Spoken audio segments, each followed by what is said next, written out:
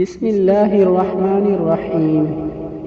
حضرت عبداللہ بن عباس اور انس بن مالک رضی اللہ تعالی عنہم سے روایت ہے کہ حضرت صلی اللہ علیہ وسلم نے فرمایا، اگر ابن آدم کو ایک وادی سونے کی مل جائے تو وہ چاہتا ہے کہ اس کے پاس 2 وادیاں ہوں، اس کے منہ کو قبر کی مٹی ہی بھرے گی اور توبہ کرنے والوں کی توبہ اللہ قبول فرمائے۔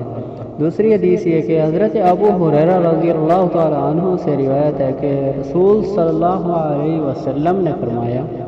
اللہ تعالیٰ 2 آدمیوں کو دیکھ کر ہنسیں گے، یہ ہنسنا جیسا اس کی ذات کے لائق ہے